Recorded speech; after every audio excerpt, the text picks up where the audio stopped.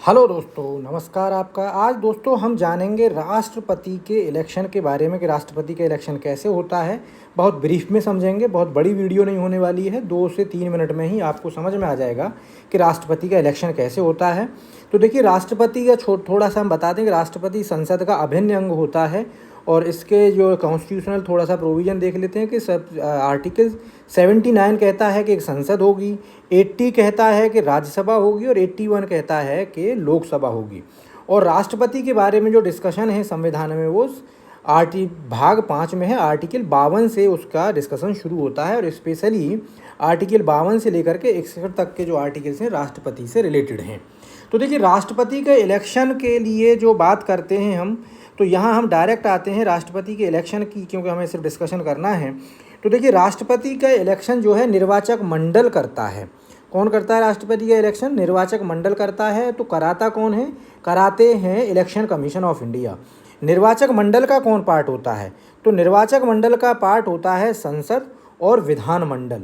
लेकिन ध्यान देने की चीज़ है कि विधान मंडल में, क्योंकि विधान परिषद और विधानसभा दोनों होती हैं, तो विधान परिषद राष्ट्रपति के इलेक्शन में भाग नहीं लेती है। क्यों नहीं लेती है? क्योंकि विधान परिषद दोस्तों सिर्फ 6 स्टेट्स में है, बाकी सभी स्टेट में जो है क्योंकि विधान परिषद नहीं पाई जाती है। अब यहाँ पर देखिए दोस्तों, कभी कभी क्वेश्चंस के पॉइंट ऑफ व्यू से ये बड़ा अच्छा क्वेश्चन है, गौर करने का है कि राष्ट्रपति के इलेक्शन में सिर्फ निर्वाचित सदस्य ही भाग लेते हैं। ध्यान देने की चीज़ है, राष्ट्रपति के इलेक्शन में कौन से सदस्य भाग लेते हैं?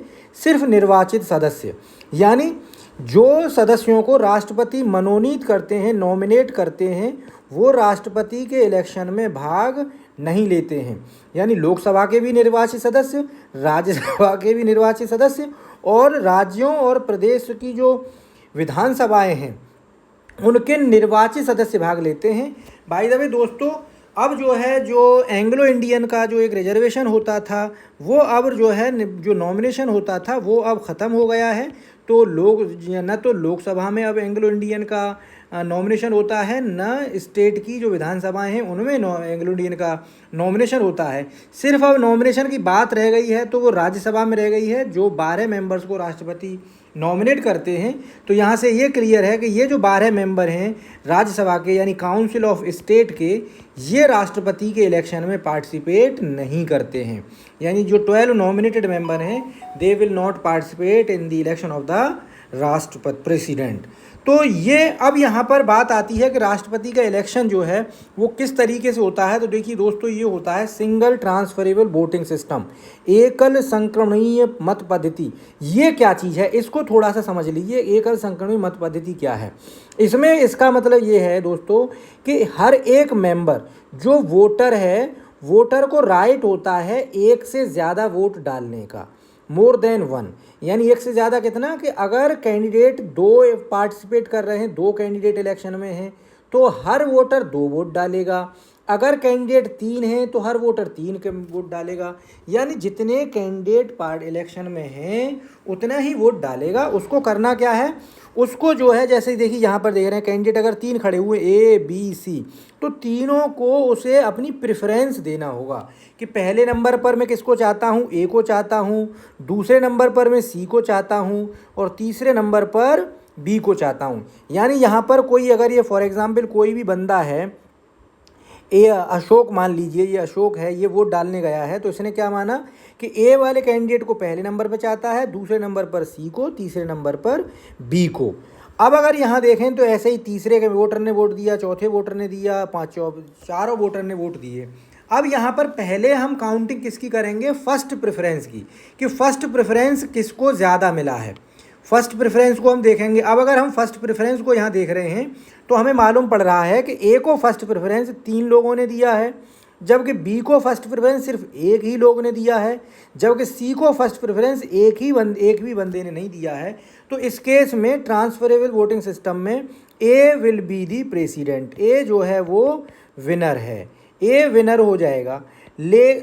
अब जब अगर ए को ही एक नंबर पर प्रेफरेंस सबसे ज़्यादा मिला है, तो अब दूसरे नंबर के प्रेफरेंस और तीसरे नंबर के प्रेफरेंस को काउंट करने की ज़रूरत नहीं पड़ेगी। हाँ, अगर ऐसा रहा होता कि एक नंबर का प्रेफरेंस जो है टाई कर जाता, जैसे केस, ये वाला केस देख लीजिए आप।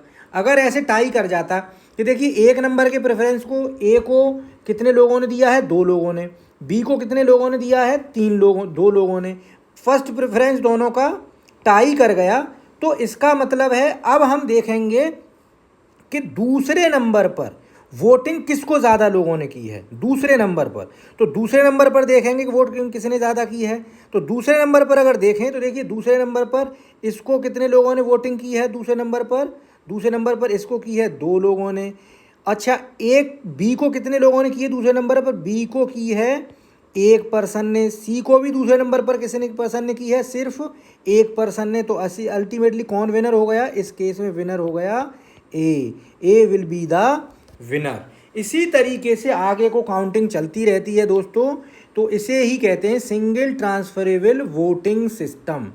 अब देखिए राष्ट्रपति का जो इलेक्शन होता है, कोई ये नहीं है कि कोई भी बंदा, जैसे ये छोटे थोड़े के राष्ट्रपति का इलेक्शन लड़ने के लिए एज, मिनिमम एज कितनी होनी चाहिए, एज होनी चाहिए 35 ईयर्स। इंडिया का वो सिटीज़न होना चाहिए, इंडियन सिटीज़न होना चाहिए। उसके बाद क्या है कि वो किसी भी लाभ के पद पर नहीं होना चाहिए, यानी लोकसभा राज्यसभा का मेंबर नहीं होना चाहिए, किसी स्टेट असेंबली का या और किसी भी गवर्नमेंट पोजीशन में वो नहीं होना चाहिए। तो इस तरीके से फिर कौन इलेक्शन लड़ सकता है, तो ऐसा नहीं है कि हर बंदा अब 35 से ऊपर का इलेक्शन लड़ लेगा, नहीं। इलेक्शन लड़ने के लिए दोस्तों 50-50 अनुमोदक, 50 अनुमोदक और 50 ही प्रस्तावकों की ज़रूरत होती है, प्रस्तावकों की ज़रूरत होती है। अनुमोदक और प्रस्तावक से मतलब क्या है, यहाँ पर अनुमोदक और प्रस्तावक से मतलब ये है कि अगर कोई बंदा ए इलेक्शन लड़ना चाहता है, बी या सी इलेक्शन लड़ना चाहता है, तो इसे अपना नॉमिनेशन करने के लिए लोकसभा, राज्यसभा या स्टेट असेंबली के जो एमएलए हैं, इन तीनों में से 50-50 अलग अलग लोग चाहिए।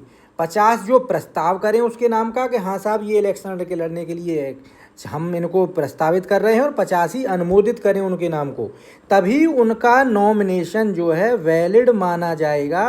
अगर 50-50 सांसद या एमएलए, 50-50 सांसद या एमएलए अनुमोदक और 50 सांसद एमएलए या एमपी प्रस्तावक नहीं होंगे, तो उनको इलेक्शन लड़ने में उनको वो नहीं लड़ सकते हैं, और इनका फॉर्म जो है यानी उनका नॉमिनेशन कैंसिल हो जाएगा। तो ये थी दोस्तों थोड़ी सी इन्फॉर्मेशन। अगर इससे ज़्यादा आपको डिटेल में वीडियो चाहिए तो प्लीज़ कमेंट करके बताइएगा। धन्यवाद।